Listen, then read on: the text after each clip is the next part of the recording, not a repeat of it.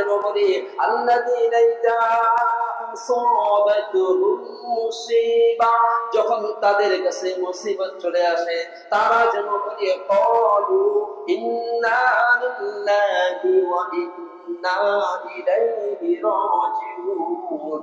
যখন তাদের কাছে মুসিবত সম্মুখীন হয়ে যায়, মুসিবত যখন চলে আসে, তারা যেন তখন বলে ইন্না লিল্লাহি ওয়া ইন্না ইলাইহি রাজিউন। আমরা তো আল্লাহর জন্য আর আমাদেরকে আল্লাহর কাছেই ফিরে যেতে হবে। এজন্য অনেক সময় যখন আমাদের মাঝে কেউ ইন্তেকাল করে অর্থাৎ মৃত্যুবরণ করে চলে যায়, তখন কিন্তু আপনি আমি বলি ইন্না লিল্লাহি ওয়া ইন্না ইলাইহি রাজিউন। ওই যে ওই আয়াতের মধ্যে বলেন ইয়া আইয়ুহাল্লাযীনা আমানু ইসতাঈনু বিস-সাবরি ওয়াস-সালাহ ইন্নাল্লাহা মা'আস-সাবিরিন। ধৈর্যের মাধ্যমে এবং নামাজের মাধ্যমে সাহায্য প্রার্থনা করো। যদি এইভাবে থাকতে পারো, ইন্নাল্লাহা মা'আস-সাবিরিন, আমি আল্লাহ তোমার সঙ্গে রয়েছি।